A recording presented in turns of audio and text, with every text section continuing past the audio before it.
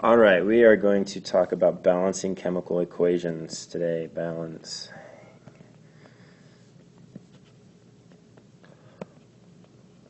And this concept comes basically from the idea that we've heard a million times in our lives, so whatever, you cannot create or destroy matter, right? So if I've got hydrogen here and I react that with oxygen and make water, when we look at this, we see, okay, we've got H2 right here, so I've got two hydrogens, I've got two oxygens on this side that I'm mixing, but when we look over here, I still have my two hydrogens, but I only have one oxygen.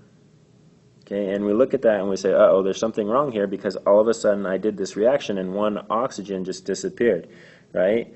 And that does not happen. We can't do that. We're not magical like that to make those kind of things happen.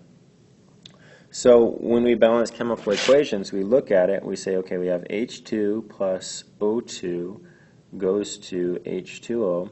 And one way that I like to do is to separate it out from the equation and write them down underneath it and say, okay, here I have two of these, here I have two of these, here I have two, and here I only have one. I need to times this by 2 to make these the same number. And we can only do multiplication. That's all that we can do. So with chemical equations, we can only change the number in front, though. We can't change it here. I'll show you why in just a second, but we can only change the number here. This number, though, affects everything. It affects the H and the O. So while I got my two O's that I needed, I also got two H's. So then now I have four H's here, so I have to times this by 2, and so we would call this balanced. I now have four hydrogens and four hydrogens, two oxygens and two oxygens, so we would call this a balanced equation and say that we now everything works out, nothing appears or disappears. Okay, what I was talking about before, if you have H2O, and you look and you say, well, I need one more oxygen, and so you put a 2 there to try to make it work. Well, this is water, which we need to drink, and it's great for us. This is hydrogen peroxide, the stuff in the brown bottle that you whoa, that was kind of crazy.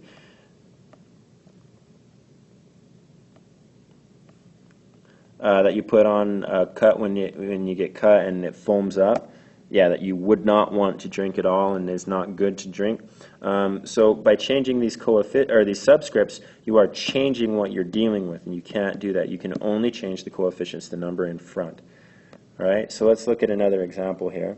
If I have nitrogen gas and I mix it with hydrogen gas, and I add a match, I make ammonia. Okay, so we'll do what we did before, NH and N and H, and then my line. Here I've got 2, here I've got 2, here I've got 1, and here I've got 3. Okay, well, alright, so I've got 2 here, I've got 1 here, so I'm going to times this by 2, times this by 2. Well, that means that it goes to here, and so now I have 6 hydrogens. So I'm going to times this by 3 to get to 6 because I want to match that 6 and put my 3 up there. And we're done. We're balanced. Okay. Let's do one more, a little bit more difficult this time. C2H6 plus O2 goes to CO2 plus H2O. Okay, so ethane gas plus oxygen goes to carbon dioxide and water. Let's write down our C, H, and O. Line our C, H, and our O. I have 2 carbons. I have 6 hydrogens. I have 2 oxygens. I have 1 carbon.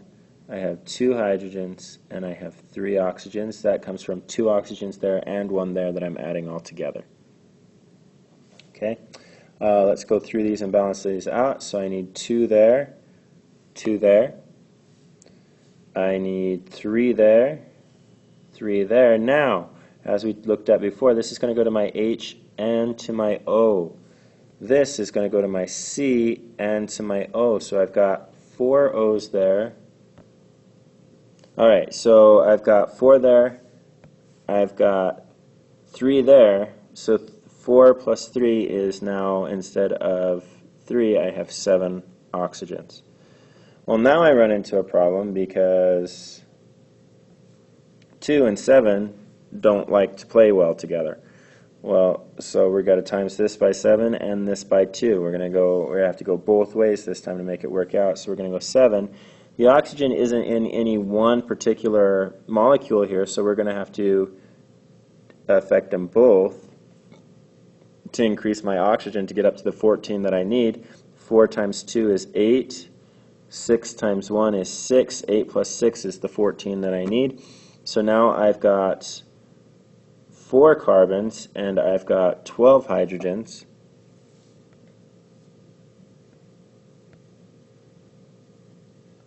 So I need to times this by 2, which times that by 2.